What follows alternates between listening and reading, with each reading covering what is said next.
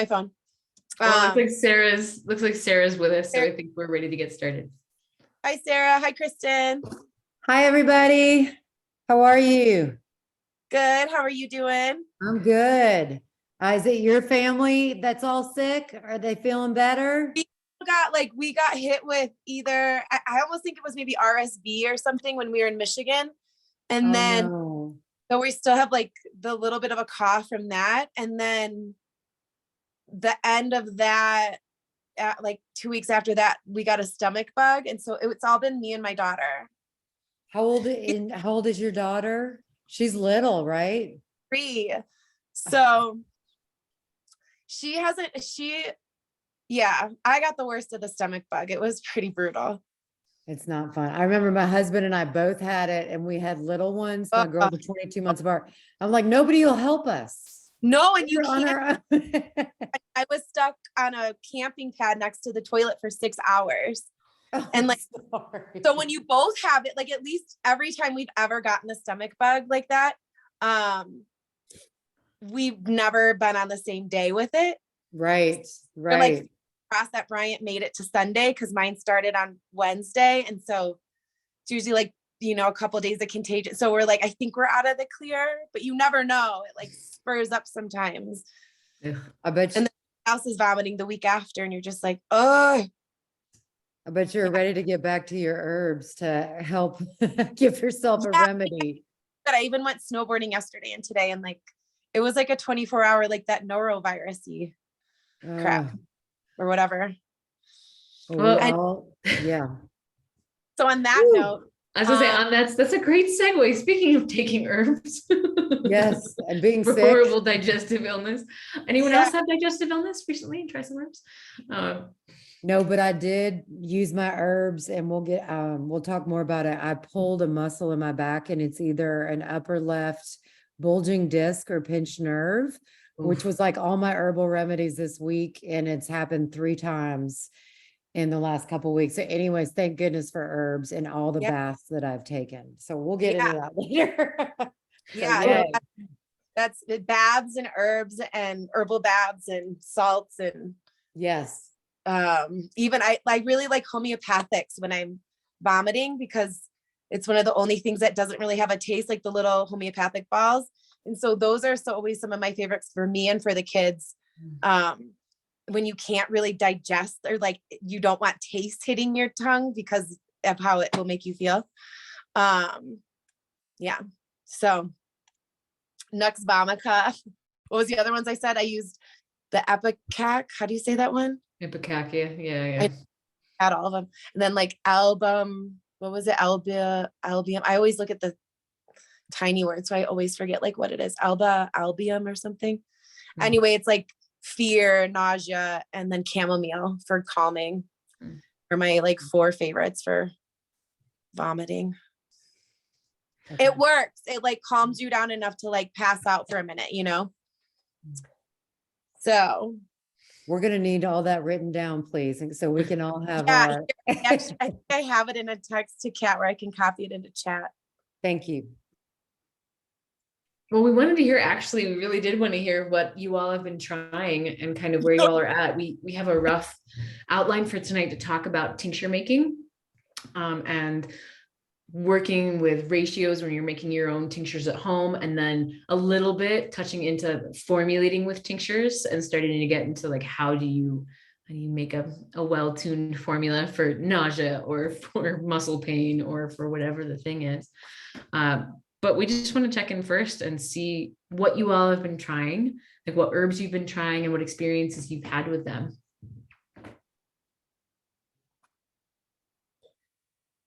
Which I know at least Kristen, you've been trying, or Sarah, you've been trying some things. You want me to start? So if you want to start, yeah, go for it. In my garden we have a witch hazel. I guess it's a shrub, not a tree, right? So it is blooming. It's the only thing that really has color right now. So I use the branches for the bark, and I actually use flowers and made a decoction. Am I saying that right? Decoction.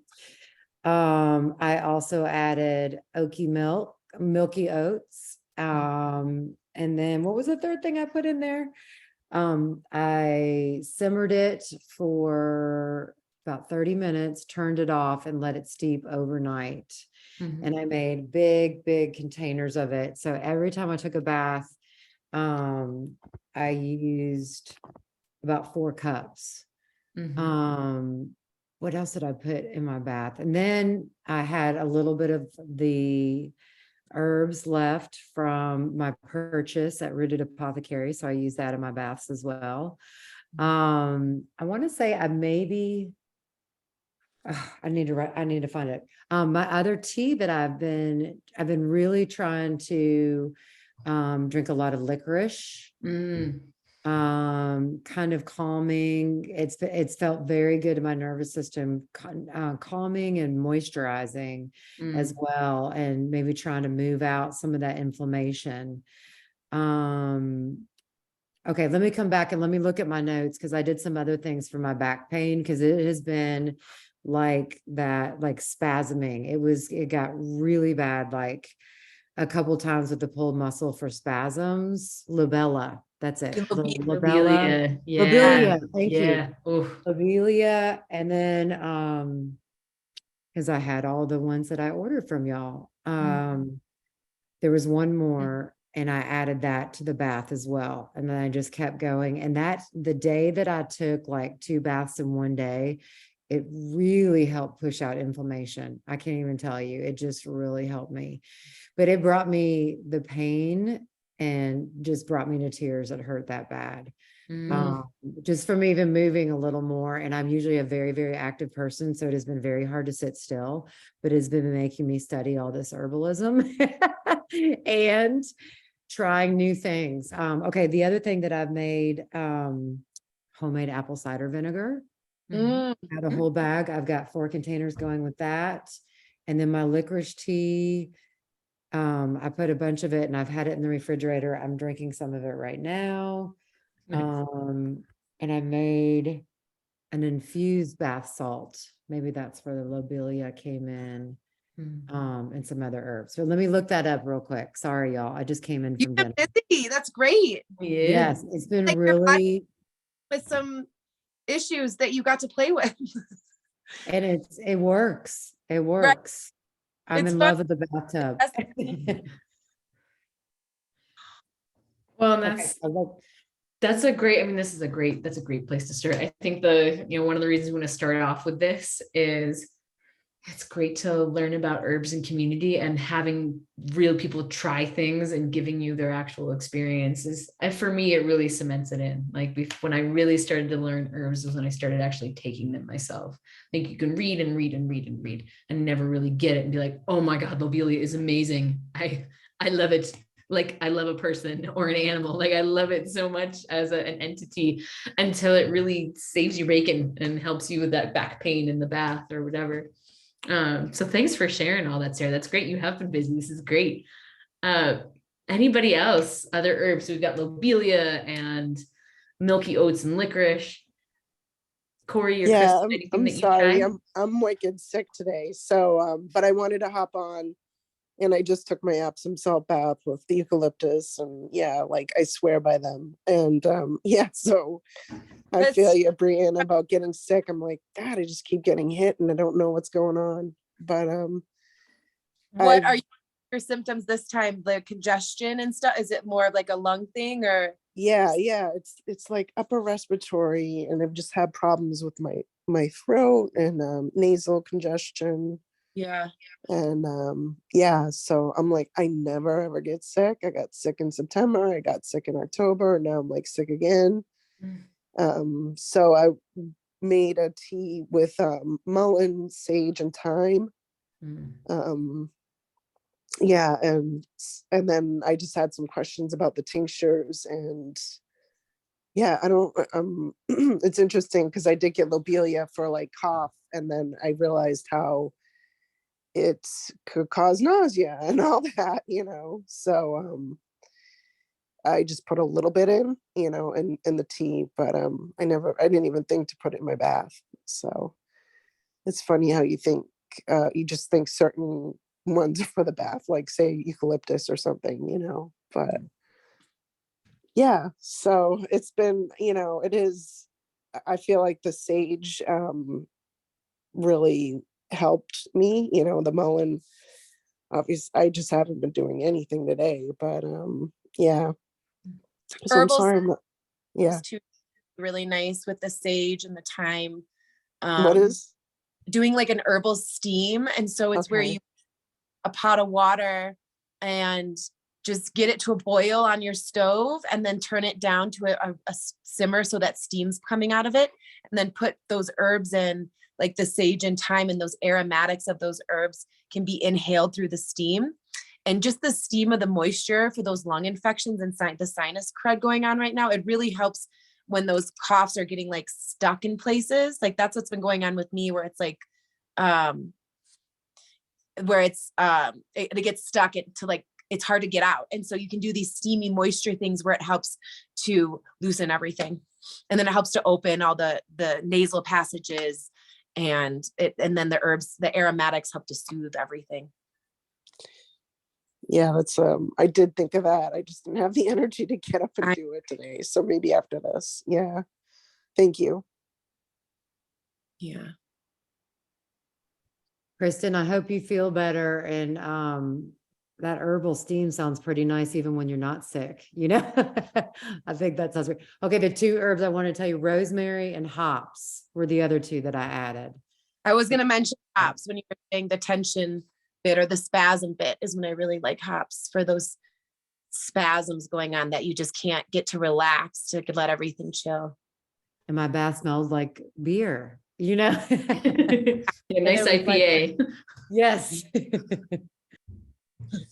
You're nice and happy.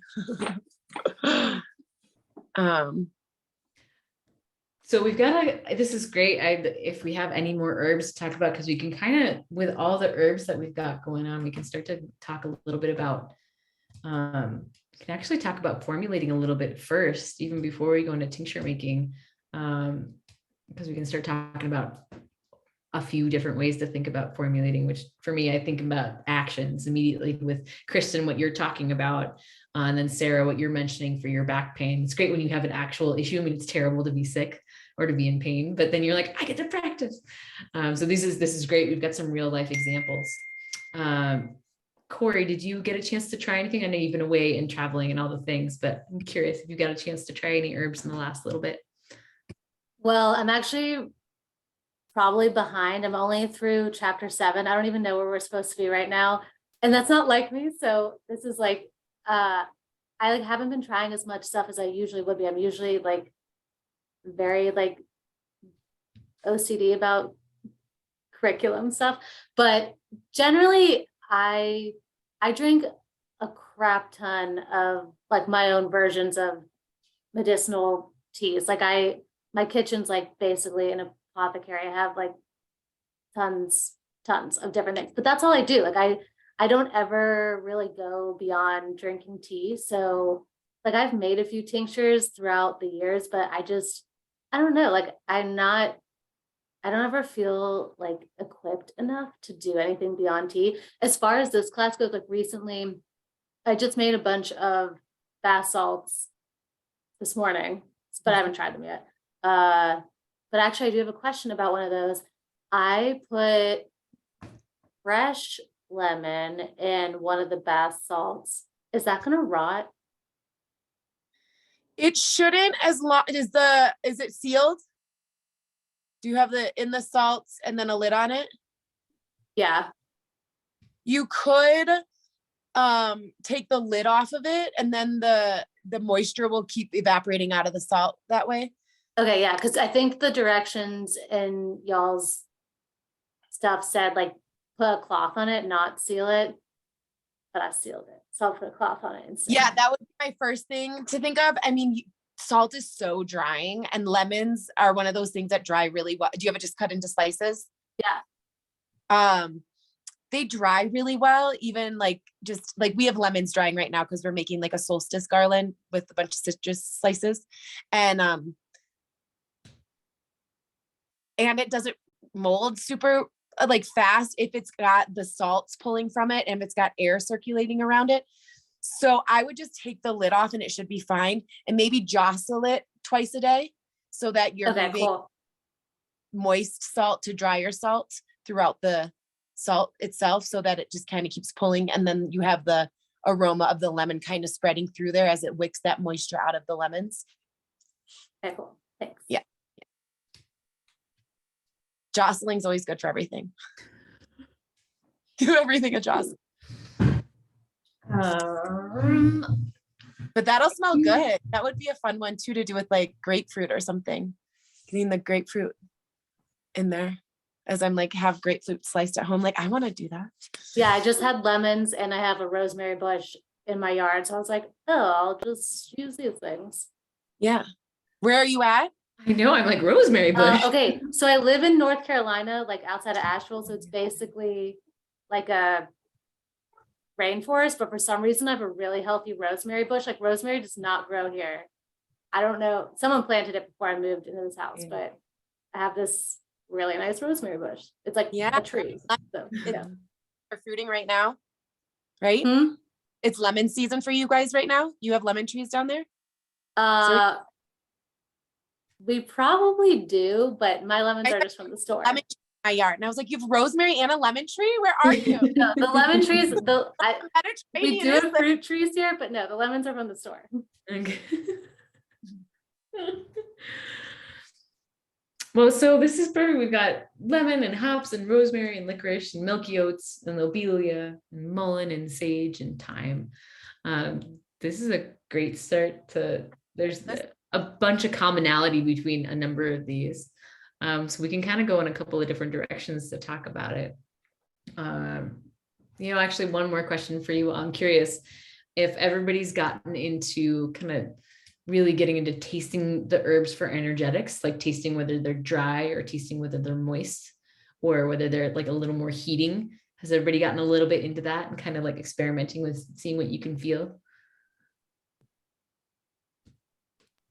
No, not yet, but I know that I am now, I love licorice tea after dinner.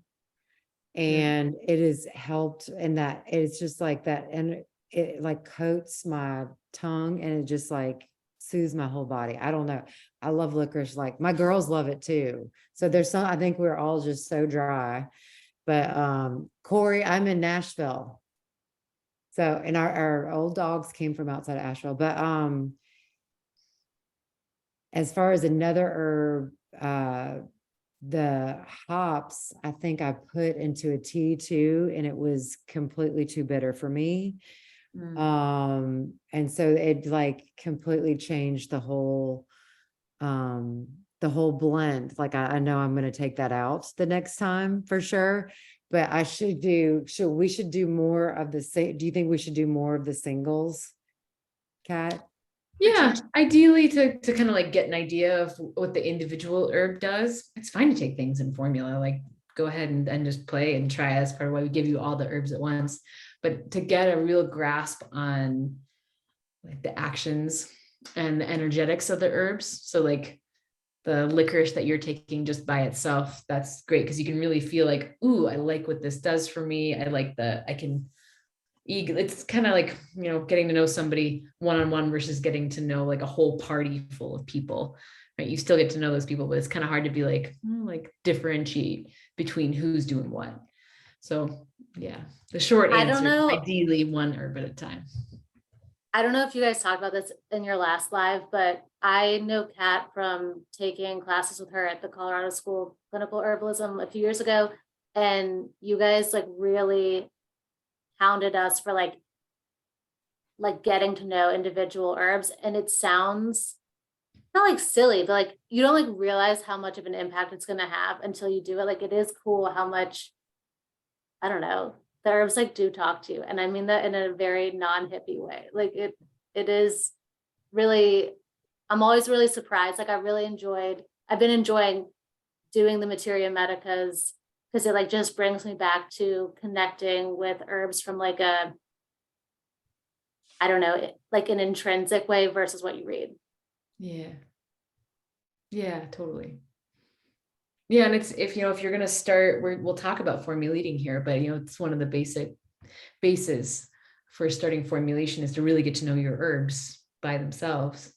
Um, and that's Corey, you said it perfectly. That's why it's like you let the plants talk to you a little bit more. And it's okay if you meet it in a hippie way too, they're like kind of more woo, just like, energetic or, plant spirit medicine kind of side of things along with the physical. Well, and you're Sarah, you're commenting on like, oh my God, licorice. Licorice is it's funny. I bet Bree, you probably heard the same thing when you were like, licorice is so calming to me. I'm like, oh, I wonder if you're a little dry, like constitution wise. Because we see that. I mean, we see that all the time here in Colorado, because if you're dry, you get really dry in Colorado because it's so high and it's so arid. And some people who just have like, they're anxious. They're just like, they're tense, they're anxious. They may have a little insomnia. Sometimes it's almost just dryness. Especially we see it with people who move from like more of a wet climate, like where you're at in Nashville, up to somewhere dry, and they are just like, oh, I can't sleep, and I'm like cracked lips all the time, and I'm like a little more, I was a little anxious in Nashville, but now I'm just like so anxious and just jittery and tense up here in Colorado. And then they take something like Althea or a marshmallow root tea, or like licorice tea, like what you're talking about, or even oat straw, like milky oat tea. They calm down. Herbs, but then she went ahead and described all the actions of the herbs and how you described licorice, which was like quite adorable. Where you're like, no, I don't know what that means, but then you knew exactly what that meant, and you described a demulcent herb, and you described a relaxing herb, and you described an herb that you would use to not want to be dry, like you did. Which is like the beauty of herbalism, is it's so simple, but yet I think we get caught up in sometimes of like, well, how would you know what herb would be right for somebody? And it's like, well, you feel it. And it's like what Corey was saying is like, that's that interpersonal relationship that we can get with those herbs when you do try them singly, is you get to do the encyclopedia thing, where it's like you start to know it in this intimate level that you can always resource back in your brain to like, no, I know how that herb feels actually. And that would be really nice for what you're describing right now, for what you want to feel or what you want to get to, So yeah, good work, you guys. Okay, can I ask, when you were saying before marshmallow, Althea? I don't know about Althea. What is that? It's Latin names, but it's marshmallow tea, marshmallow root or the leaf. Mostly it's I think what you might have gotten if you're ordering it from root. Yeah. I did try marshmallow by itself and I didn't completely love it, but I love, like, I just had a chocolate covered marshmallow from Trader Joe's.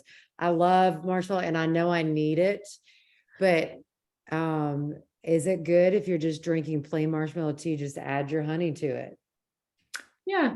Or add a little bit of licorice if you don't like the flavor, because it's a hard thing. Like when we talk about like the two herbs in here that I think of as like moistening are the milky oat, or oat straw is the other part of the plant. Like if you're making infusion of that gets kind of gooey. Licorice gets nice and gooey. Marshmallow gets like really gooey, like upsettingly slimy, gooey, and people just don't like the flavor. That's where you can try it by itself and then like add in like a little fennel, or if you really like the flavor of licorice, a little bit of licorice, or something like that. A little ginger. That's one of the herbs y'all have covered recently. Sometimes that helps with like that funky flavor or that slimy feeling. Is just having like a little bit, just a pinch of like ginger or some other kind of aromatic, spicy flavoring basically to it. And marshmallows, just because you said chocolate covered Trader Joe marshmallows, marshmallow root is actually what they used to make marshmallows from. And you can still, if you have time and enough sugar, you can actually make homemade marshmallows from the marshmallow root. They used to basically just like whip up the slime of the marshmallow. Sounds so appealing. The slime of the marshmallow root, and then just add a lot of sugar and just whip it. And then they like lay it out in a sheet. And that was like the OG, like the original marshmallows are made from it. Now marshmallows are made from basically like just pure sugar. and maybe like corn syrup and stuff. But you can do it. So if you all if you get the motivation, you can make your own marshmallows with actual marshmallow. There was a recipe. Was it I did that recently. Anima Mundi? Anna, that one, how do you say their name? Someone just shared one recently on Instagram. It looked beautiful. They made it with butterfly flower. So they were kind of like blue little, like Medicine Circle. Maybe that was it. That gal, maybe. I think it was Anima Mundi or something. But it was pretty. But it's cool because that's the pervasiveness of herbs, even like, we have like cherry cough syrup, which doesn't have cherry bark in it anymore, but it was such like the staple of what people would use that they still put the cherry flavoring into the cough syrup in the store, because that was like, it used to be made out of cherry bark. And it's kind of like the same thing with marshmallows. Like we still say, they're like, oh, people say like, oh, marshmallow root, like the marshmallow candy. It's like, it's more like the marshmallow candy is like the marshmallow root. Like that's where it came from. Anyway, little tangent. So we've got any of our moistening herbs, really, like, God, get to know those. There's so few of them. So I think in our Materia Medica, we have, I think, marshmallow, root and leaf. We have licorice. We have oat straw. Do we have any other really gooey ones in our Materia Medica that we covered? I feel like those are kind of most of them. That's most of them, I think. And then, I mean, plantain kind of because of the seeds, or even sometimes the leaf a little bit, but that's what those are the really, especially if you do live in an arid climate, or I mean, just at all, because you can even be living like wintertime, everything just gets so much drier. We're inside more, we've got more heat on. It's just inherently, wherever you're living, probably, unless you're living somewhere tropical, it's going to be pretty dry. So those are some of the best ones to really, I mean, they're all good to know, but that's, as far as balancing for energetics, that's one of the first pieces you can think about with formulating if you're trying to combine herbs, is making sure that energetics are balanced, or at least they're skewed in a way that you want them to go. Like Sarah, for you probably want moisture in most of your formulas. If you're living in Nashville and you're still feeling dry, probably for most of your teas, you're going to incorporate like a little bit of licorice or a little bit of marshmallow root or a little bit of honey. You talked about too, honey can be moistening, as long as you can handle the sugar, as long as your body's okay with that. You want something that has that moisture to it.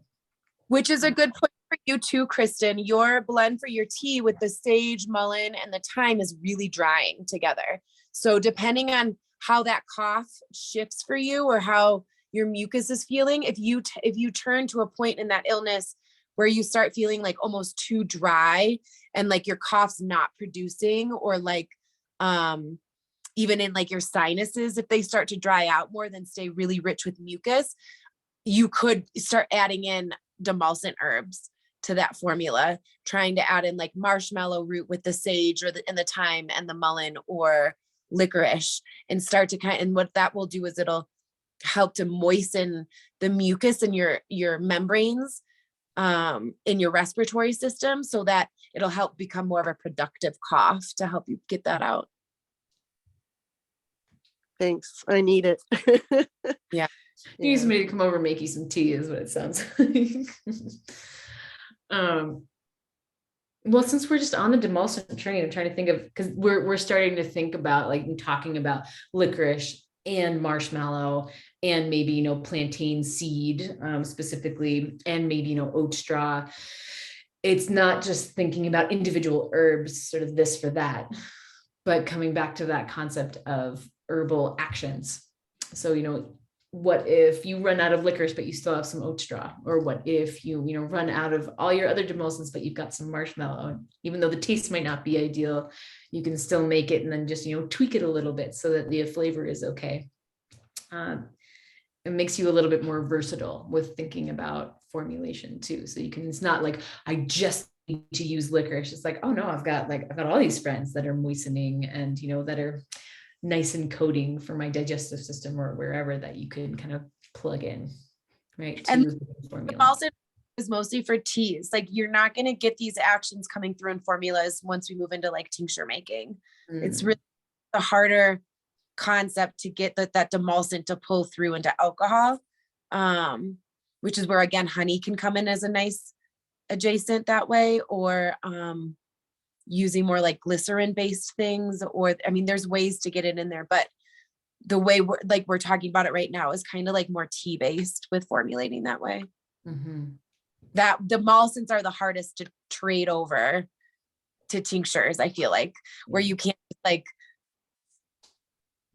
replicate that in alcohol, you know, like with aromatic herbs, you can capture those both in tea and in a tincture, or warming herb, like what's another, like a lot of actions you can capture between both. It's demulcent that you really kind of run into being more of a tea thing.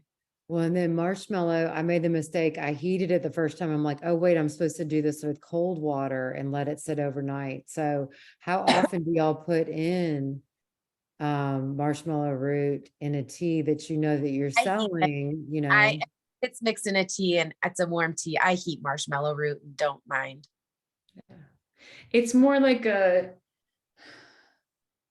if you wanted something to be really moist, like let's say you had a whole bunch of dry herbs and that was like 4/5 of your formula. If you wanted to, have just 1/5 of your formula be marshmallow and really get the goo out, then ideally you do it overnight. That gets you like, that pulls the most mucilage, is the thing that tends to make more of our herbs kind of slimy and moistening.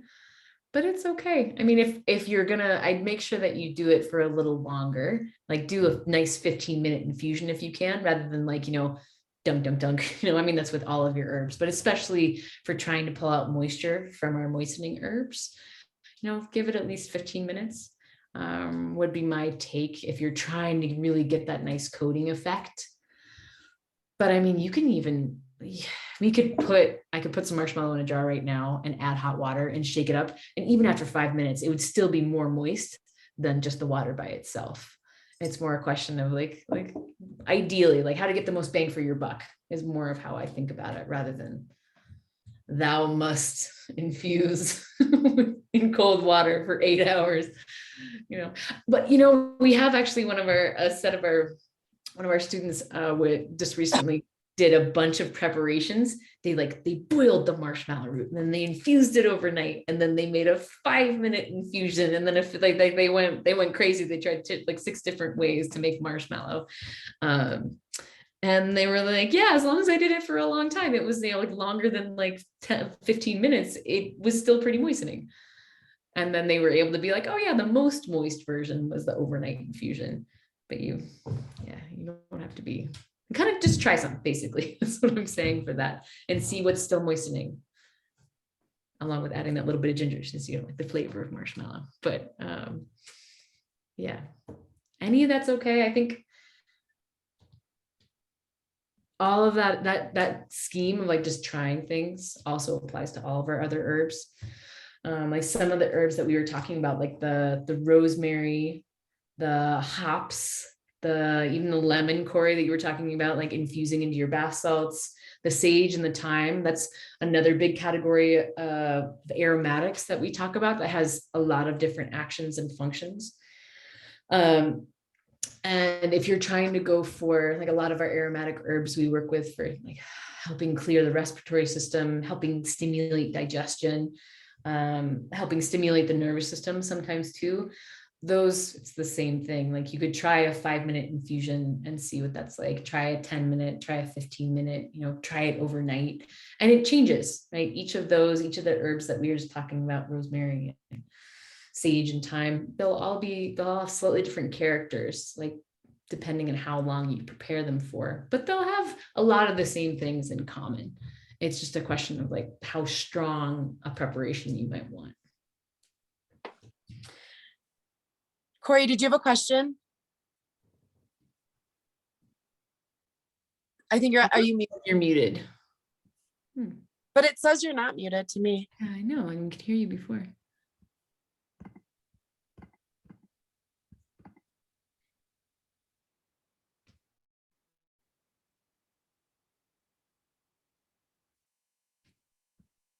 Okay. Well, we want to get to tincture making too. But does anybody have any more materia medica questions before we kind of transition into getting into some of the medicine making.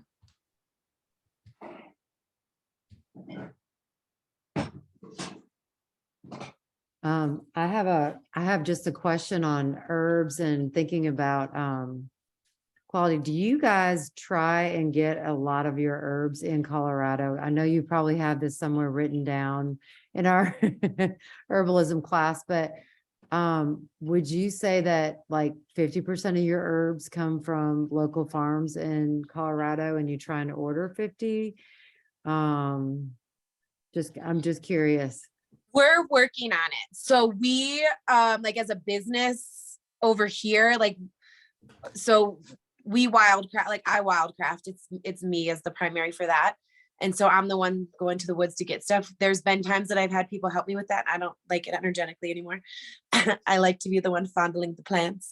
And like ethics wise and sustainability wise, like it's hard to get that across to humans without watching them, you know? And so with farming wise, we have some really awesome farmers that we've been working with in the past, probably 5, 6, 7 years. One of them just phased out, but we got 2 new ones that phased in. And so I'd say that it's like, this is our herb wall behind me here. That whole big wall back there. Hold on, you're like on a stand. And out of there, it's That's still amazing. probably only maybe 25 to 30% that we're getting farmed because of like things like cinnamon and rose and lemon and ginger and clove, which we make a lot of chai. And so in that perspective, like there's a lot that's coming even from overseas. And it's a gripe for me. Like the whole herbal industry to me is pretty dirty. And that's why we're trying to focus more on small farmers. Like we have one of the farmer that we lost, we didn't really lose. She moved to Puerto Rico and she's going to be doing more tropical plants down there, which is amazing. And so like we, you know, so we're trying to figure out how we can network into places where we can still sustainably be farming plants that we would have to be putting a big footprint in. But then the bigger part of it is like those farmers aren't making enough money in the herb business. And so our small farmers, we're paying so much more for the herb that we're buying from them and like willingly so. Like sometimes it's like, yo, I want to pay you $5 more on that pound because like the other farmer wants $5 more on that pound, which like for some people is like a really big deal and they wouldn't buy. And I'm talking like this was $60 pounds and I wanted to pay them 65 as opposed to something on like the herbal websites, you're like excited to get a $15 pound of maybe that same herb. And then you're still going to be stingy and think like, well, I don't want to pay 20 for that. I'm going to pick the company that's selling it for $15 because as a business, it'd be better to, you know, like save money. And over here, I'm like, no, these are people and we need these farmers to succeed. And there's no way that they can make enough money selling the herbs that I'm watching them grow and sell to me to sustain. So I'm like, we need to pay you more so that you can do more next year. And so we're working on that. And it's really cool. It's like really awesome to see what they're pumping out and the facilities that they're making and how we're all trying to like work together as a community to get that happening. Cause like in our valley, we have like 17,000 months of winter. And so over in Paonia, that's our farm valley. So like here it's winter from like October to June. And over there they have grow season that starts like April till November. So Do it's any of different. these farms do hydroponic herbs or We have indoor? here that started in Gunnison that she's doing hydroponic and she's focused more on like small greens and Yeah. stuff for local markets and stuff like that. And Yeah. then we have another local lady who she's wants to do some herb growing for us here in the valley. And there's always people Good. that pop up and it's cool because we're like, no, grow us like yarrow or I don't know, calendula or usually I'm asking them to grow me like Monarda and nobody does, but yeah, you try to get them to grow what you need and then they're really surprised by how much you actually need. Well, that is very impressive. That looks like is that your Gunnison This is the- location or is that the back of the Crested Butte? This is back of Gunnison. That you guys, Oh, that's impressive. yeah. Well, the reason I asked the question, because I watched the videos and I love seeing those videos of you harvesting the cottonwood. and Yeah. it's like 2 degrees. And my husband said, Coming "Well, up we used again. to have cottonwood at our old house." And I was like, well, and we're in the same neighborhood. I'm like, what am I gonna do? Go knock on the door? But Yeah. maybe I will. I don't You could know. Back and be like, can I just walk the land? There you go. They're not doing anything with the cottonwood tree. Elsewhere, if over there, you probably have them in more like public spaces and stuff than you know, and the winter's a good Mm. time to look for those cottonwood branches up in the sky because they Yeah. have you buds that you can see and even on the ground. And I mean, it's nice to watch your plants all season long, but the buds of cottonwood are kind of unique for what's going on in the winterscape in most places. I looked in Oregon, I'm seeing cats, and the lady's supposed to email me back. I was just gonna see how much her little things were for an ounce and, think about ordering a few, because I don't think I ordered that from y'all. Cottonwood? No, we haven't had any out. It's like this month is when I can go out and start harvesting when the buds are starting to get good. Now that we've plummeted to negative degrees. Yeah. But should we? Yeah, we should get going. And it's, you can take a look. We've got a whole sourcing guide. I think it's actually maybe 2. It's either week 2 or week 4. It's somewhere, I think it's right there in the beginning as far as figuring out where to order your herbs from. I'll take a look here at some point when Bree, you got the mic. But we picked a number of companies and we're like, yeah, we like these companies. We explain a little bit about why. Yeah, it's hard depending on where you're living. I will say that most of the tinctures that I make are from either plants that I grow here or a wildcraft here in Colorado, or that I get from local farmers, because you don't need quite as much herb to, compared to like having to have enough skullcap or yarrow or something to make a tea every day or, long term. Because tinctures, segueing into what we're going to be talking about next, are more concentrated medicine, and it's a way to preserve fresh medicine. Usually we're talking about alcohol when we're talking about tinctures. There's a couple of different ways you can make it. But with that, let's just get started. Has everybody taken tinctures? Does everyone know what we're talking about when we say tinctures? Yes. I usually do put some drops in water. I don't think I've done one straight in my mouth. Like the video. Whoops, I just went dark. I'm gonna go in my kitchen.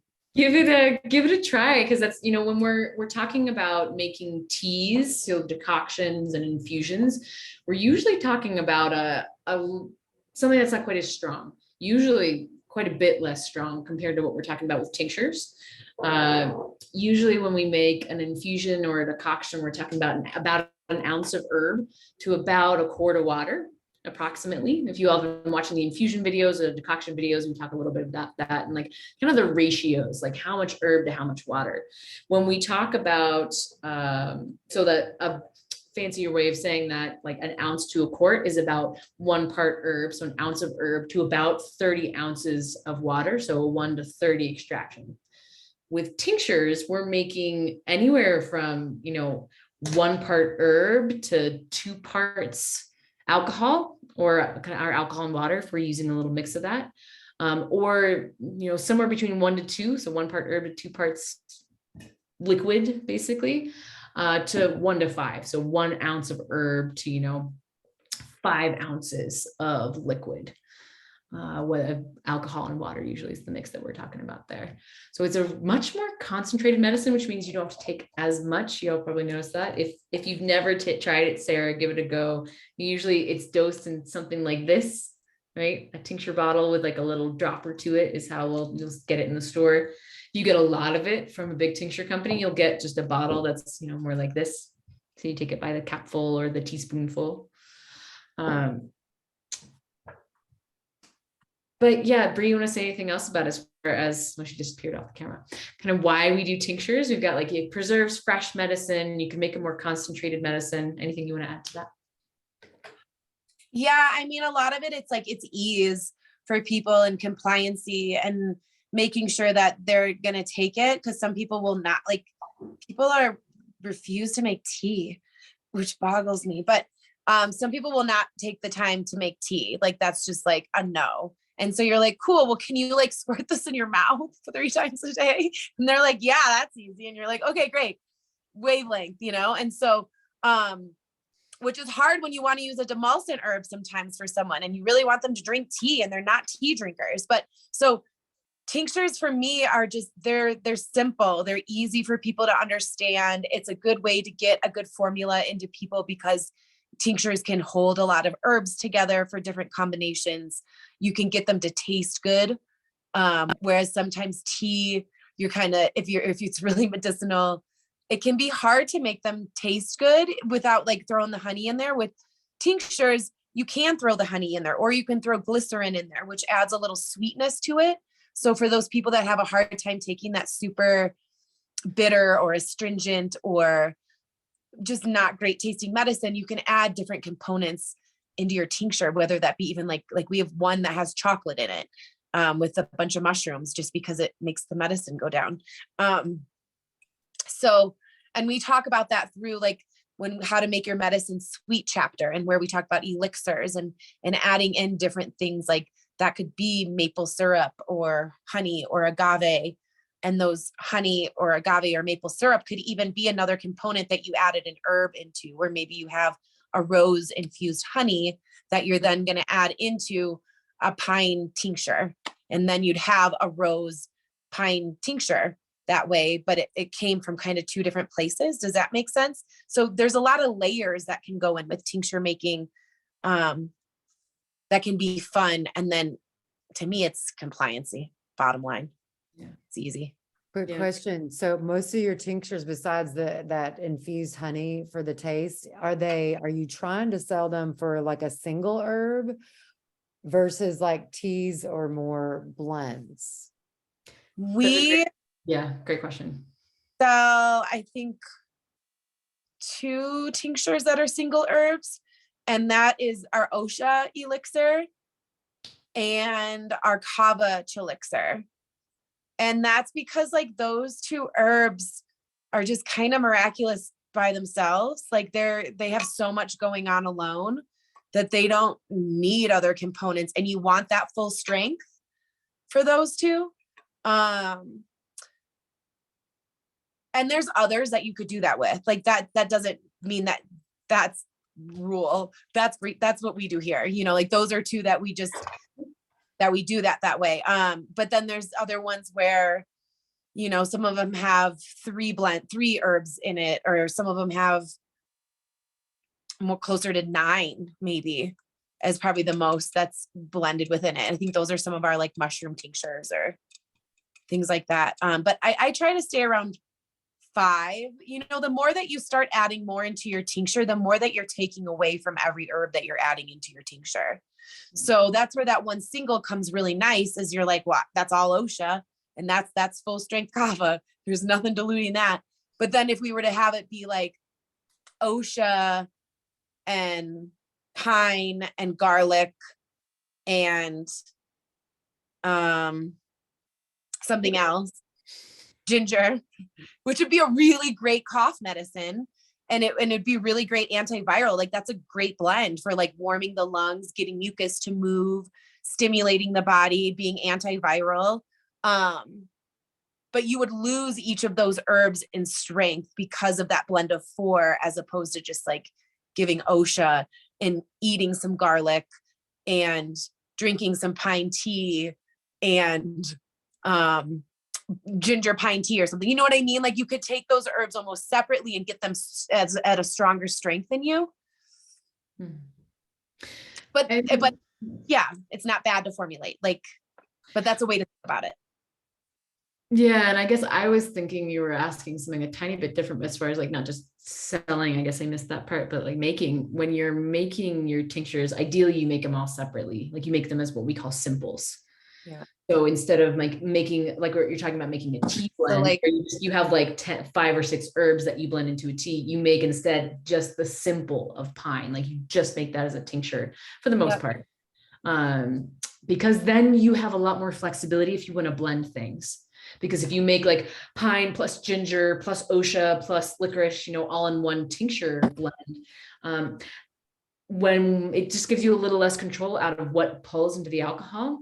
Because when we're thinking about what composes plants, like their constituents, their chemistry, they all extract a little bit differently at different amounts of alcohol. Like pine, if you think like pine sap and pine resin, if we want that resinous medicine, we're going to need more alcohol, right? If you think about, if you get pine sap on your hands, you wash it off with oil or you wash it off with alcohol. Like you would want higher alcohol percentages. Like you want something that's more like, Everclear to pull out something like the medicine of pine.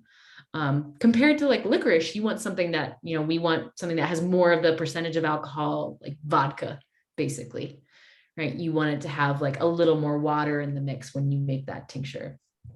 So that's kind of as far as the reasoning behind when you're making tinctures, doing them as simple as those are some of the things that I think about. Yeah. And so that's touches on like dried versus fresh herbs there. So I think there's one tincture that we used to blend. I don't think we even do that one blended anymore. And that was, and that's like, you could, if they were all dried herbs. And if you really wanted them to go together, where it would get really tricky, where you do have people ask the question, is they're like, well, could I use dried ginger and then put fresh lemon in the tincture and then put something else? And they want to add dried herbs and fresh herbs, and that gets messy. So that's where it's nice to just keep it clean and simple and know if you're using your dried herbs, you can use something more like a vodka proof, where it has that. Vodka is basically watered down 190 proof alcohol. That's what it is. They just dilute 190 proof alcohol and they call it vodka. And so when you buy 190 proof vodka, which is also like Everclear, that's your highest grade that you can get, which is really great for those resins, those fresh plants, but like resins and cottonwood, resins and pine, like those kind of resins. But then also fresh plants, that higher grade can be nice. But even then, I like to add water to chill things out. I never like taking medicine at 190 proof, Like especially rock with dried herbs, like bleh. With fresh herbs, at least the moisture of that fresh herb is getting pulled out into the alcohol. So that alone will dilute that 190 proof down a bit. But I still like to add like maybe like 20% water to that, just to give it a little more cooling of an edge. And you're going to still have a preservation there with your alcohol, because like vodka is shelf stable, and like that vodka is not going to go bad or anything because of the ratio of alcohol to water that it holds. And that ratio is generally like what's called a 40 proof, what is it? I always get it confused. 70 proof or 70%, 40%, 70% alcohol, 40% water, and they call it 40 proof. Am I saying that right? I think it's so usually, as far as proof, I don't think in proof a whole ton. It's more like you see that on the bottles, but yeah, you have on the bottle. If you So have, it's let's say you have fast. vodka, you'll have 80 proof, right? Which is 80 proof would mean that, the remaining, I think usually when we're talking about water, we talk about it in percentage. That's mostly how I think about it anyway. This one But- says 40%, or no, 40%, 80 proof, just like you said. Yeah. Yeah. So it's got 40% water in it. 40% alcohol in it. 40% alcohol. Okay. Yeah, Alcohol. and then yes. 60% water. Yeah. I see what you're trying to say. I was like, wait, where's she going with this? No, but yeah, it's when you see whether it's on a tincture bottle or on a vodka bottle or whatever, the percentage they're talking about is usually the alcohol. So 95% or 40%, or like a brandy or something can be like 25 or 30%. Yeah. Does everyone has seen the difference between, or has everybody read that page yet where it talks about in the workbook, proof versus percentage? Does that make sense to everybody since we're talking about it? This is what we're talking about. So since we're talking about So like here, okay, I was just gonna do yeah, this. I know, like here's the example. So you'll see it on bottles a lot of different ways, but when we talk about percentage, this is usually it's a number. It's usually, between 1 and 100. we can't have like 100% alcohol outside of a lab. It's really hard to get that. Like there's always going to be a little bit of water. But we usually think of like percentage wise, like 95% is pretty darn close to 100. So we kind of mathematically, when we're thinking about, or when we're trying to calculate, if we want like 100% alcohol, we kind of can treat Everclear or cane alcohol, or if you know, like a distiller, like what Bree was talking about, and having like vodka that's not watered down at all, then that's that 95%. Or you just, to get the proof, you just times that by 2, right? So 95% is the same thing as 190 proof. And then the same thing, like with the vodka, like vodka is pretty commonly, like in the store, you'll get it at 40%, and that's 80 proof. And so on and so forth, right? So it's a pretty simple calculation. I usually just try to like, just pick one when you're doing your medicine making, you know, for that night, just be like, I'm going to talk about proofs. Like I'm going to do this at, you know, 100 proof, like 100%, 100 proof is 50% alcohol, for instance. But just make sure you don't kind of go back and forth when you're doing your calculations. Otherwise you can end up with not enough alcohol to keep the tincture shelf stable, kind of like what Bree was talking about before. Just to make sure it preserves well, right? The tincture itself lasts longer. Okay, Bree, I think you were going somewhere too with that, if you want to keep going.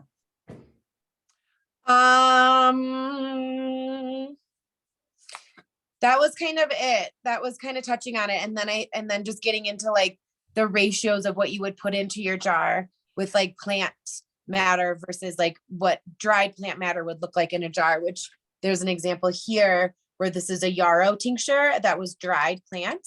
And so you can see here, like, it's about halfway full in there. I think, I didn't write the measurement I put on here before I did it.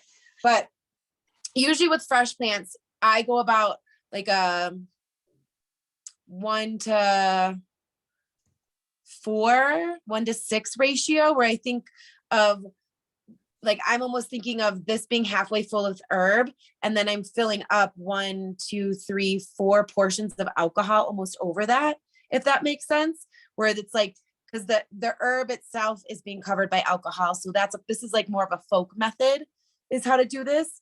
But with dried plant, it's usually, you don't fill it up all the way, because dried weighs more than like, or it's more dense, compacted than like fresh.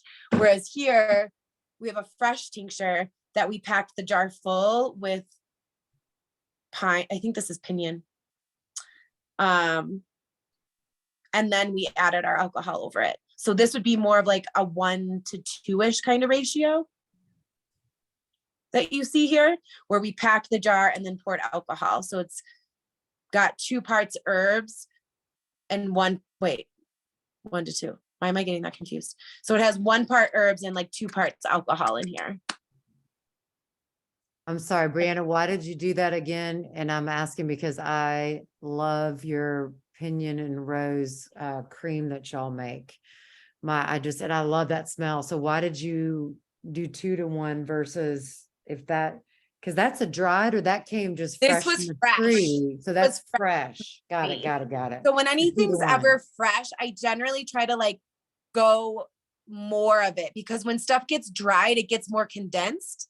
Like if you think of a dried root, how it shrivels down, but you had like that much root in there, but then once it dries, it goes to here. Like, can you think of that in your brain, kind of how much moisture, like you lose moisture from it, everything, you know, you've lost that kind of stuff. You've lost that part of it. Whereas with fresh herb, that moisture and everything is still in there. So that's your water. Yeah. You need Okay. more of it. You need more of fresh herb than you do of dried herb for medicine making, is how I think of it. Because this is condensed herb. Like if this was fresh yarrow, this would have like blown over this would have been 2 jars full of yarrow. But because it was dry, it's like a half jar. Yeah. Does that make sense to you guys? Like thinking of it that way? Yes. And I'll do it out this way too. But one of the ways, there's kind of 2 ways you can think about working with ratios. And that's, you can either think about it volume to volume. So that's like basically thinking about like, okay, I have about third of my jar is full of herb, and I'm going to fill the rest of the way up with water. You can calculate it by volume. That's totally fine. You can be like 1 cup of herb to 3 cups of my alcohol mix, and that's totally fine. You can just document, just write it down in your jar and be like, yeah, I used, cups to cups. Right. And so it's just, that's volume, measuring with volume alone. You can do it that way. We talk about that in the tincture making section, or you can do weight to volume, which is kind of like, Brie, that's what you were sort of talking about with the pinion needles at the end there. It's like, you have about, 1 part herb by weight. Like, so let's say you've got, I don't know what's in that jar. That was probably like 2 ounces of fresh needles. Yeah. No, I don't even know what that Maybe was. more. It's probably more like A quart. fresh needles. So that's probably like 8 ounces maybe of fresh needles, to about 16 ounces or so of fluid. Yeah. So that's about a 1-to-2 ratio. That's like 1 part herbs, because that's also when we're talking about ratio numbers, like the herb is the first number. And then the liquid that you're using, the alcohol, the water, whatever, all of that, that's the second number. So you could have like 1 ounce, doing it this way. And again, you can kind of just pick whichever one you resonate with. If you've got a scale and you would like being a little bit more exact, then do weight to volume, like measure out your dried herb and be like, all right, I've got 1 ounce of herb, and now I'm going to add, whatever, 5 ounces of menstruum. That would be so strong. But let's say you've got, 1 ounce of herb. Then if you wanted to make something that was a really strong tincture, make like a 1 to 5, right? 1 part herb to 5 parts liquid. You would add 5 ounces of alcohol and water, right? On top of that 1 ounce of herb. Most of the time, we make it, somewhere between a one part herb, right, to either 3 or even up to like 8 parts liquid, which we'll show you in just a second, a little bit of an example of how you might work with this. But does that make, I think both ways, either way you can do and makes pretty good, strong medicine. But does that make sense as far as like how you might start to calculate figuring out tinctures, like an ounce of herb to like 5 ounces of liquid? That would be like a 1 to 5 ratio tincture.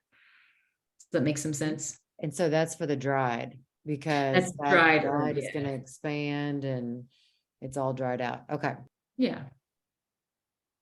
Okay. I Okay, so have some herbs ready. Oh yeah, go ahead. I have one more question about tinctures. So do you use tinctures for anything else? Are you putting them in a bath salt? Are you putting them in a face cream? Or is that can. essential oil? Because That's essential oil, but you could squirt tinctures in your bath salts. Like you could squirt lobelia tincture in your bath salts and throw that in the bath. You could also use it as a liniment. And if you had a lobelia tincture, and it could just be ready on hand, and you could squirt that on your back pain. And that's what we call a liniment, which is a topical alcohol. Instead of putting oil on your skin, you could do alcohol on your skin. And the reason you could do that is out of ease and the fact that it's not oily and it dries quickly. And so that wouldn't burn. And then do you think that it's better to use a concentrated tincture or essential oil, because it's blended as with carrier oils because of the extraction, how the alcohol is pulling it for like a face cream?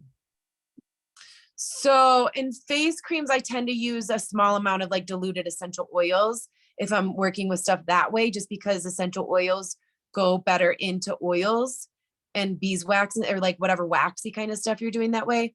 Whereas alcohol and oil doesn't really blend really well. Like it's going to kind of it evaporate a little bit over time in the heat of the oil, but I don't tend to work with alcohol into oil that way. Also, I feel like if you used a tincture, it would smell a lot like the alcohol versus the herbs. If you're going for like a face cream or something, Yeah. you maybe don't want to smell like. Yeah, and it's residue. the tinctures don't really like, they take aromatics. You don't necessarily smell it so much as you taste the aromatics that you're getting in a tincture extraction. Whereas the essential oils, that's a whole different process. And that's, it's a whole different beast.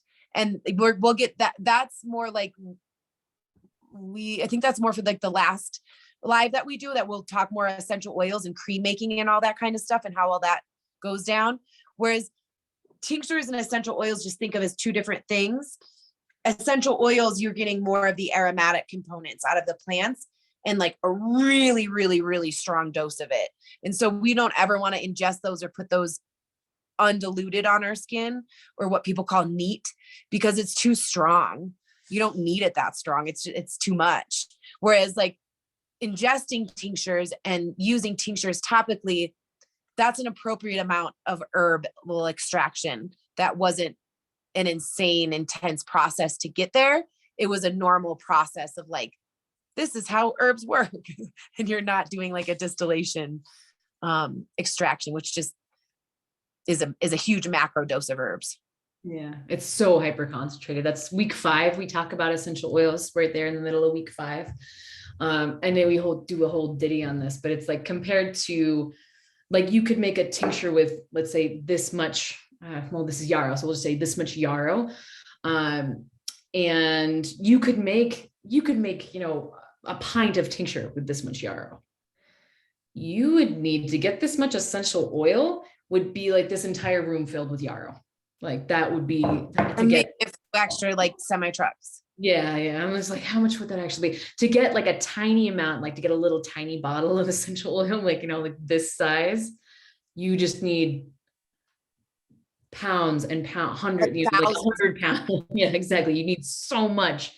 It depends, it's from plant to plant. Like maybe you wouldn't need quite that much to get lavender, but as an essential oil, but that it's in a totally different scale. Yeah, I think there were some examples we gave of like rose and lemon and stuff in week 5 to show kind of like the drastic. Yeah, I think proportion. Right now, page 219. Yeah, for an ounce, this is great. We should just say this right now because it's so worth mentioning. If you wanted to make an ounce of essential oil, you need about 400 to 750 pounds of lemon peel. Yeah. So, like no one needs to ingest that. And you could drink that. You could totally drink an ounce down at once. Ugh. Drink some lemon water. Yeah. Take a couple drops of a tincture, you'll be fine. We wanted to give you a couple of examples. Do you have, well, maybe you could just pull up that pine tincture again too. I kind of want to just show volume. I know we talked about this during the first live, but you can see that's that fresh herb that Brianna has and like how much volume it takes up, because it's because of the water. It's like, it's just a little more bulky and takes up a lot more space because of that water. And unless you dried it out, you couldn't possibly get it to go really down much further than that. But even with dried herbs, there's still an element of volume that you got to think about when you're making your medicine. And because I've got 2 herbs here that you all have had in the past couple of weeks. This is valerian and this is yarrow. This is an ounce of valerian. About how many ounces of yarrow do you think this is? Is that dried? It's dried. They're both dried. So it's dried valerian. This is an ounce of valerian. How much weight do you think this yarrow is? I'd say 4 ounces. 1 ounce, 4 ounces. Yeah, this is actually, they're exactly the same. So this is an ounce of valerian. Yeah, I know. And that's like, oof, that's something that it's just a reality that we have with making tinctures. Is even if we wanted to make a super strong medicine, we're going to make a yarrow at like the strongest ratio we possibly could, we'd still be a little limited by how floofy the herb is, basically. Would you ever grind? Oh, sorry. Would you ever grind that, Kat? Okay. Yeah, absolutely. But even grinding it, Brianna's, yeah. That's all ground up. But it's even with that, it's still fairly floofy. Like this will just never be as low a volume as this. It's that So- density of root, like think root medicine, and you think that way with like roots and barks and berries, is there's like a denseness that usually is in there, and when they dry, it pulls all that weight into itself, right? And whereas florally leafy things, green plants tend to lose their moisture and just like kind of turn to air. You know what I mean? Like they just flatten out. It turns flat. It's not holding on to any pithiness or density that is of like a root or a bark or a berry. Does that make sense? And you can Are see this- powdered, Yeah. are powdered demulcents, are they demulcent the way like it's, why am I blanking on the word? A decoction, or not a decoction, but like a infusion of a demulcent herb would be, like, is powdered herb gonna be, I know we're not talking about drinking tea, but like now that you're showing this, I'm just thinking, like, can you just like use a powdered demulcent herb instead of the actual root? Yeah. You can, And you'll get more bioavailability that way with the powdered herbs and tea. Where it'll like those water molecules can float around all the cellular molecules of the plant matter better than if they were in chunky pieces. yeah, the more surface area, the more you'll extract. And that's, going from that, it'll still be demulcent, but segueing back into the tincture making, like it's nice to grind herbs, right? The more you grind it up, the more you break open, like Bree's talking about those cell walls, and the more that whatever solvent you're using, whether it's water or like with the tinctures, we're talking about alcohol and water, maybe just alcohol, it has a chance to like break open more of the cells and get at more of the medicinal goodies inside. Our plant chemistry gal Lisa would be so proud. Medicinal plant goodies inside. Very technical terminology. But it's so true. It gets at the truth. It is. It's how you can think of it. Yeah. So I wanted to show, so this is just to give you an idea of, so Bree already had that other dried tincture of the yarrow as an example, but just to show you kind of what that calculation looks like quickly. This is again, an ounce of valerian. So in order to make, let's say we wanted to try to make a pretty strong tincture, like a 1 part valerian to 5 parts menstruum. In order to do that, there's a couple of different things we can do actually. I'll just turn my camera down. So we have our ounce of herb, and then we want to make what we call our menstruum, or basically just the alcohol in the water.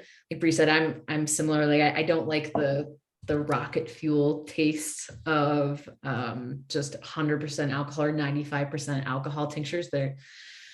They're kind of gnar.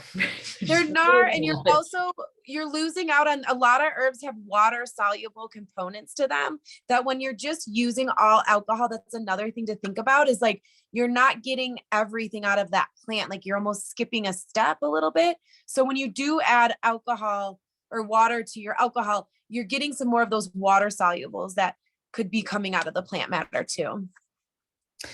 And so that's what we're kind of trying to mix here. I've got valerian right here. So I'm going to do about 50% alcohol. If I had something more like pine, I might do something more like 70% alcohol, or 80, maybe 70% alcohol. I usually like. What did you use for that one, Bree? How much alcohol did you use for the pine, the pinion? It was at like 70 or 80, I think. Yeah, that's about what I like for really. Of 70s on there, 70 to 30. Or like the cottonwood buds that you were talking about before, Sarah, like that's another one that I do at maybe like something like, is that what you've got there too? Yeah. Yeah. So what is that? I can actually see what that says. It 70%. said cottonwood buds, alcohol 70, water 30. Okay. So I want to make a 50% solution for this. We have an salted throughout all of your materia medicas, kind of like both the ratio of the tincture that you might want to make when it's appropriate to make a tincture out of that herb, like not for marshmallow and whatnot, but for like hops and pine, etc. And then we also give percentage recommendations. So you can look to that for a resource. I actually like to work in milliliters more than ounces, but it's fine for now. We can kind of just do it by ounces as well. And you can just sort of eyeball it. But I've got 95% alcohol, and this is a 95% cane alcohol, which I think this is in some of your resources and supplies too, if you want to get this for yourself.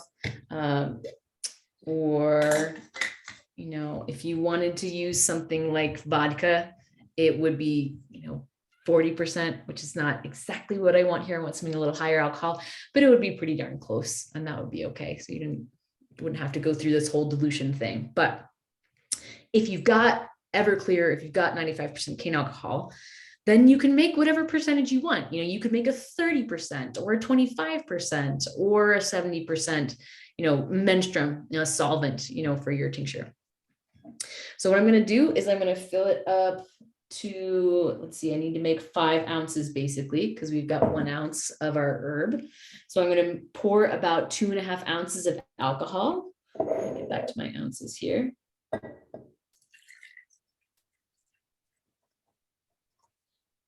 Again, if you like to work in milliliters, then great, work in milliliters. That makes it even more exact, but working in ounces is fine too. It gets you to pretty much the same place. All right, so I've got, that's pretty much it. It's nice to mix it up so you can be a little more exact. So I have a half and half solution here, basically, of half water and half alcohol. And it's 95% alcohol. If you want to get really technical, we've probably got like a 48% solution, but whatever, it's pretty darn close to what we want. So it's about 2.5 ounces of water and about 2.5 ounces of that 100% or 95% alcohol. And that gives us about 50%, right? That's about 50% solution of alcohol and water. And then, so you'll see, that's our line for our herbs. I'm just going to pour the water over this, the solvent, the alcohol and the water. We call that the menstruum if you want to get technical about that system, but you can see, just like with Breeze, there's that layer of herb on the bottom and then there's a good bit on the top.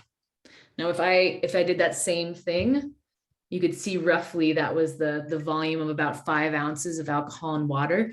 If I tried to do the same thing with this yarrow, I might just barely cover all that yarrow, right? So you might have to be like, oh, maybe I need to make more like a 1 to 6, right? Like 1 part herb to 6 parts alcohol to totally cover this. Or like what you were talking about before, Sarah, just grind everything up so it's really fine and even like get it as low a volume as you can on the fluky stuff. Because the important piece is all your herb matter needs to be covered for a couple of different reasons. But you can see this is I've got a little herb floating at the top, but for the most part, the menstruum, the liquid, is completely covering all that herb. Does everybody see that okay? Okay. What do you think would happen if we didn't cover all of our herb? Right? We have this mixture of like half water, half alcohol. If we had like this yarrow tincture, and let's say the alcohol, like the liquid only came up to like there, what's going to happen? If the water hit it when you were pouring it in, then you put the lid on, wouldn't it mold? Yeah, spoilage, exactly. You'd have to like just be shaking it constantly to make sure that the stuff that was kind of riding above that liquid line didn't start growing friends, unexpected, unanticipated, gross, moldy, bacterial, slimy things. So that's the important bit, is to make sure with your tinctures that they're sitting above, the herbs are sitting below the water line, right? You always have that liquid above and then preserving, basically. It's kind of like if you're making a ferment, you always have a little weight on the top. You're making sure that that's above the herb is below the water line, right? There's always a little bit kind of basically keeping oxygen and bacteria from getting at the herbs. Bree, you want to add anything to that?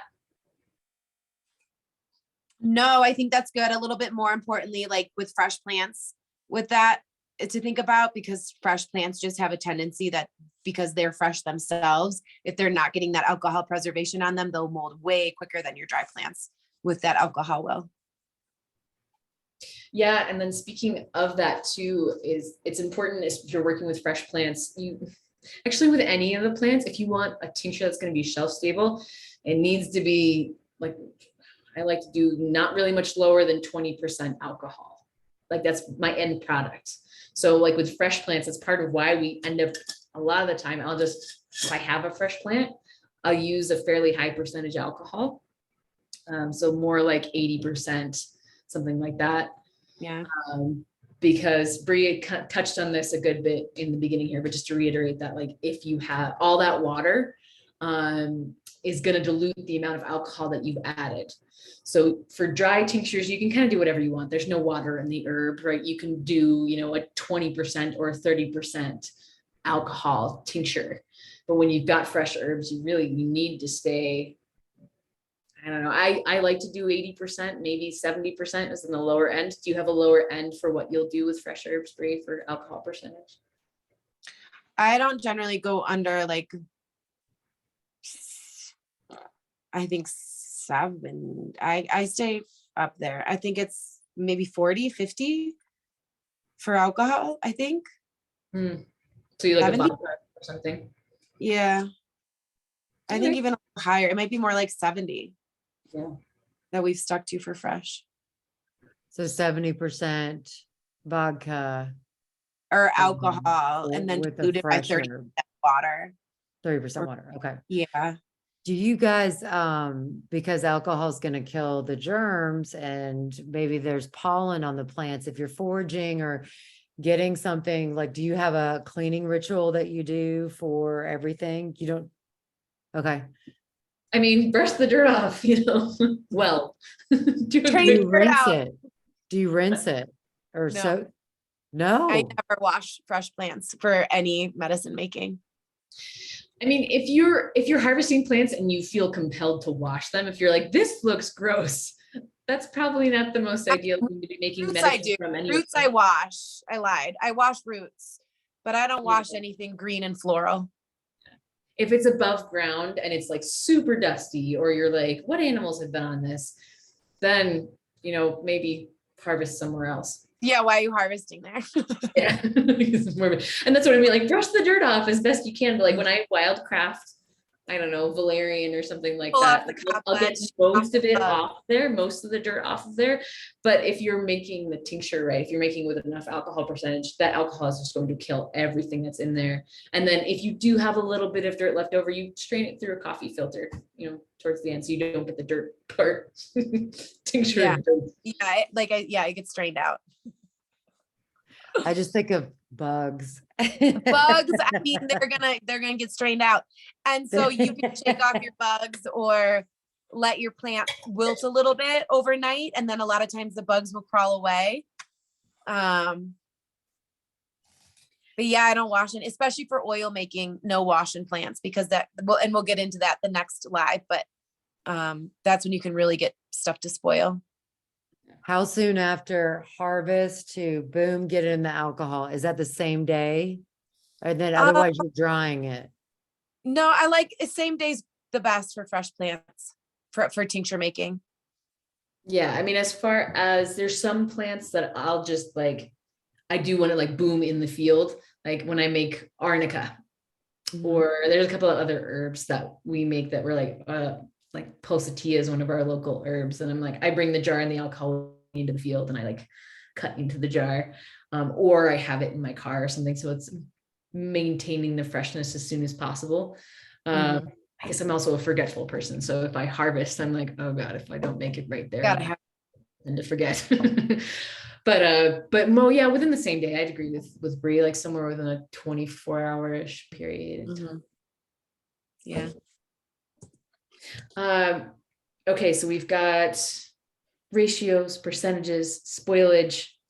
What else do you want to talk about, Bree? I was going to talk about labeling at the very end. Labeling's kind of where we're at for. You guys have any other questions for like tincture making? Who has this is the technical stuff that I feel like everyone's always like, oh my god, I can't make a tincture if I don't know like the directions. And you're like, well, you can get real technical and you can do it precise and you can do your measurements. Or once you get used to kind of seeing how those measurements are done and everything, you can kind of turn a little folky with it. And like folk methods where you're just kind of packing your jar and eyeing it out and being like, yeah, that looks like a 1-to-4 ratio. Yeah, that looks like a 1-to-2 ratio. But a lot of times when you do measure out what you were going to plan on doing folk method wise, you'd be shocked how close you are once you start getting used to how your eyes should see what dried versus like fresh plant tinctures would look like.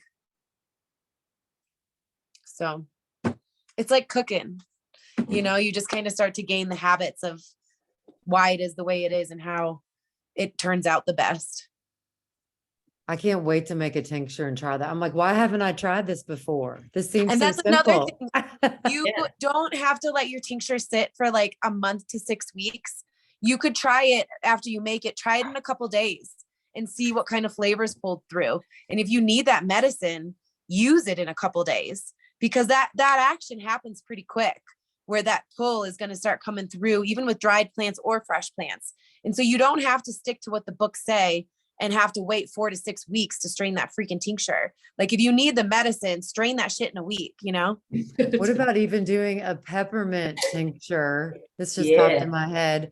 And you have it in your purse and you're on the go, you eat a meal out and just kind of like gum with the alcohol and the peppermint. I mean, that's going to help with digestion, right? Oh then and yeah, it's there, great. right? Peppermint tinctures are Absolutely. so good for tummy stuff to have on hand like that. Yeah. And that's the Little other thing, we didn't mention that alcohol. with tinctures, but as far as easy to take, it's mobile. Like it's a pain in the ass to like bring like a whole thing of tea with you. You're like, wait, let me get my electric kettle. But you know, you can really like just have that in your pocket. It's so easy. Yeah. Okay, well, so just to wrap up, this is really important. I've totally committed to the not labeling anything error. I still do it sometimes. So I'm like, I'm going to challenge myself. I'm going to see if I remember what herb I made 6 months ago. And sometimes it's obvious, like you would be able to know valerian. You'd be like, yep, that's valerian. But you need to label your tinctures. Just going to say that. Do as we say, not as we do.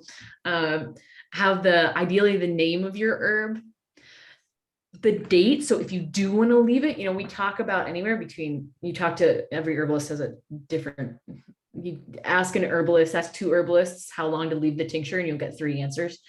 You know, there's like Bree is saying, you know, you don't have to leave it for 6 weeks, but we usually say somewhere between like, you know, 3 to 6 weeks, sometimes a little, basically you can just taste it. If you're like, I taste it getting stronger over the course of a couple of weeks, wait for longer. I usually just leave mine for about 4 weeks. Usually the medicine's good, like Bree's saying, even after the first week. But just in case you forget about it, like you put it in the back of your closet, I just strained some tinctures from July because I just haven't gotten around to it until now. But you can put when you made it. You can put, so the herb, when you made it. I like to put if I wildcrafted it or if I bought it, like where I got the herb. So this is actually from a friend of mine who got it from Italy. So I'm going to put from Italy. The part of the plant that you used, because then you can just take this label off when you strain the herb and put it right in your new bottle. Because you might be able to tell that this is the root when you have it in your jar, but you wouldn't necessarily when you have it in your bottle once it's strained. So put the part of the plant you used, like when it was, whether it was fresh or dry. So I've got dry root on here. And then the percentage of the alcohol that you use to make your menstruum. So in this case, it was 50% alcohol. And I like to put what kind of alcohol I made it with. So I've got like 50% cane alcohol, right? This is from cane sugar. And that's it. But having all that information, this is all in your notes too, but just making sure you have a little breadcrumb trail to remind you of like, when did I make that? What did I make it out of? Where did that herb come from? Was that from my friend or did I wildcraft that? Right. So all that information is useful. It's nice to also write things down like dry root 50%. And 1 to 5, your ratio. Oh, I just forgot that. Jeez, cat. So I'll put it's a 1 to 5 so that if it's awesome and you make it, you can make it again. Or if it sucks, you're like, this is not what I wanted. It was horribly bitter or not strong enough or whatever. You can be like, okay, I need to make this a little stronger next time. Or, you know, I didn't really like how alcoholic that was. I want to make it with less alcohol next time, or whatever modifications you might want to make.